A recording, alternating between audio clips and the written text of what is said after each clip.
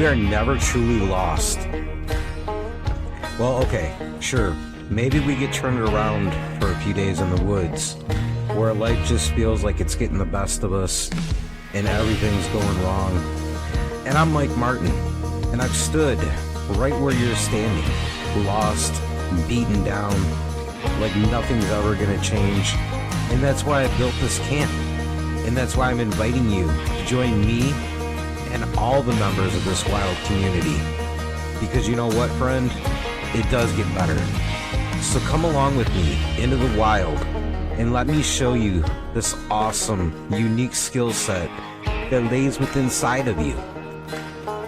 With help from the land, we're gonna unlock the steward that's inside each and every one of us that will lead the way out of the darkness and into healing. Here at the Camp of Healing on Project Mindfully Outdoors.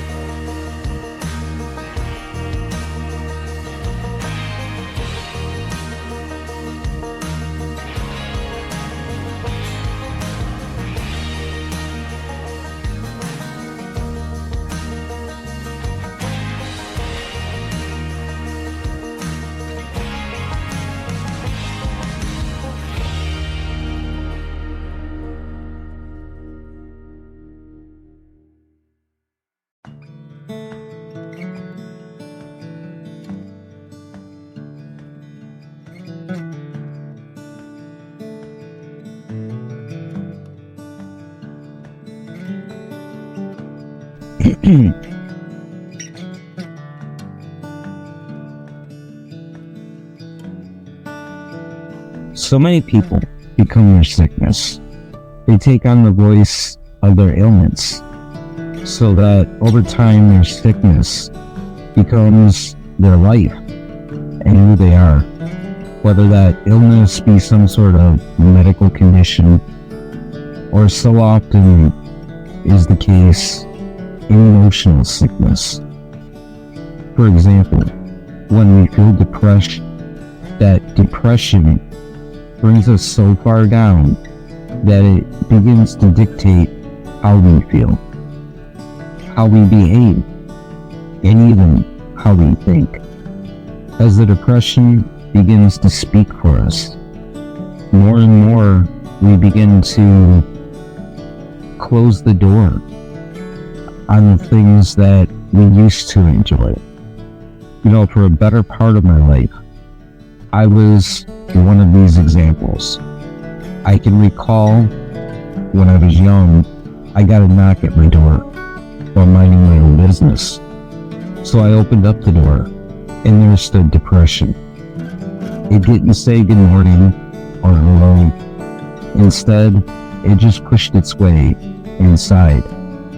And it went through my heart and my body and told me what I was going to do and when and how it was going to be done. It had free reign, and I let it in. And then it finished with me and just got up and it left. There was no thank you, no see you later, or anything else of the sort. Depression simply got up and left. Until a few weeks later, when I got another knock on the door, and depression had returned, this time holding a sack of groceries. Proceeded to move into my kitchen and remove all of the foods that I liked to eat, replacing them with the ones that he enjoyed. The depression stuck around for a few days, occupying more and more of the space within me, making me live the way that he wanted me to live. Until when he was done getting up and walking away, again without so much as a goodbye. But soon depression returned, and this time he was holding a suitcase. And he moved into my closet, replacing all of my camouflage shirts with his black ones, weaving his web over me a little stronger each day. And then in the morning, when I sat down at the table, drinking a cup of coffee, and depression came out of the bedroom, I knew what his intentions were. And I said to depression, hey, we need to have a talk. And so depression sat down, and I told him, listen, you're welcome to come here anytime that you want, but when you do, you have to follow my rules. And at the end of that discussion, depression stood up, looked at me in my eyes, and said, I respect you. And I had to ask depression, why do you respect me now? And depression's answer was because you stood up to me, and you looked back, and you found the strength to take control. And because of that, I respect you. So I looked back at depression and I said, now I respect you as well. I know how much power that you seek to have. And with that, depression turned around and he walked out the door. And then a few weeks later, there was another knock upon my door, and depression was standing there. And he asked me this time, may I come in? I said, come on in.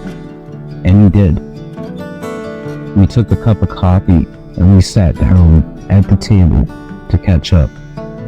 He even helped me write a few good meditations before I looked at the clock and I said, it's time for you to go. And with that, depression got up, turned toward the door, and said, I'll see you next time. See, I offer a story like this because there's an important message in there. It's the fact that the feelings, the emotions, the labels even, that we all struggle with, they don't have to define us. We don't have to get caught up in them. We don't even have to fight with them. Instead, all we have to do is befriend them. Because we spend so much time swimming up the current that we drain ourselves of the energy that it takes to have not only control, but faculty for who we are and express the joys that are in our heart.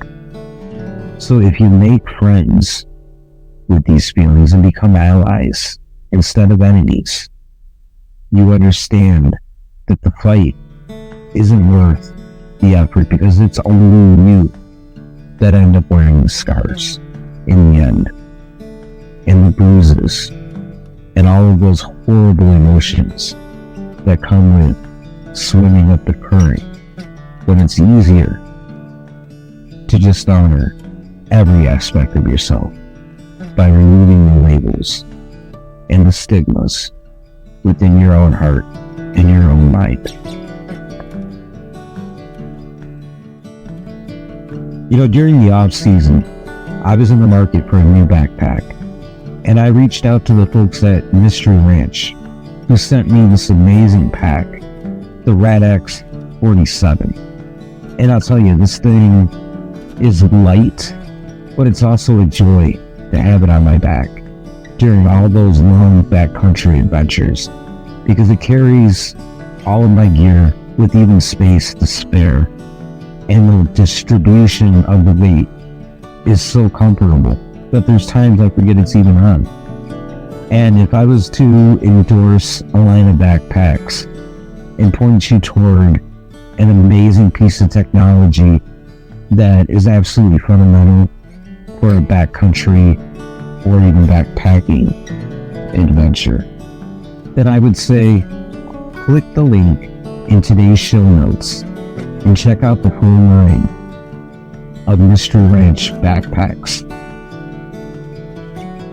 Hey, my friend, as we close the door on another episode of the podcast, I just want to take a chance to say thank you for being a part of our camp. You know, we recently just turned the page on over 350 plus episodes of the show. And it's something I'm very proud of. But it's something that I couldn't have done alone because I need your support.